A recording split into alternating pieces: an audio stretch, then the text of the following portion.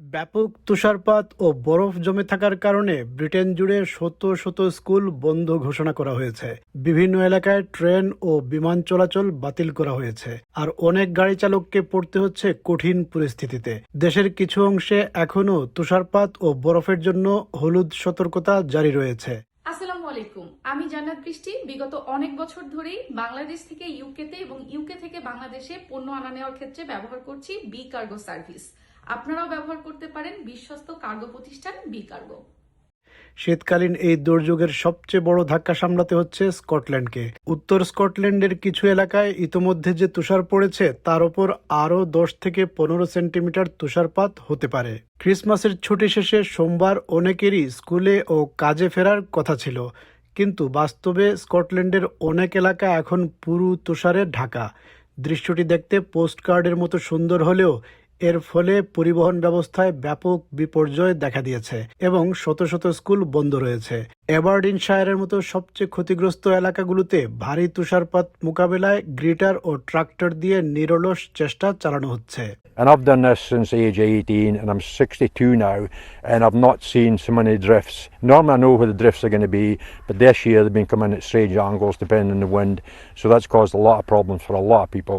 কার্লস ও অ্যাবারডিন এলাকায় কেউ কেউ বরফাচ্ছন্ন পরিস্থিতিতেও বাইরে বের হয়েছেন।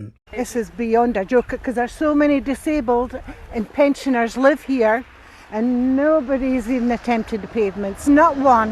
This is the most I can remember in many years up here, so I'm hoping it'll pass quickly, but the forecast's not looking so good at the moment.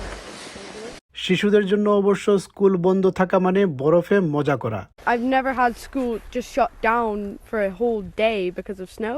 I mean, I kind of love it, but I don't know if all the parents do. এদিকে north ওয়েলসেও দেখা গেছে একই রকম আনন্দ, তবে তুষারপাত ও বরফের সতর্কতা অব্যাহত থাকায় মানুষকে জরুরি প্রয়োজন ছাড়া ভ্রমণ না করার অনুরোধ জানানো হয়েছে। লিভারপুলের জন ল্যানন বিমানবন্দরের রানওয়ে দিনের বেশিরভাগ সময় বন্ধ ছিল, ফলে অনেক ফ্লাইট বাতিল বা বিলম্বিত হয়েছে।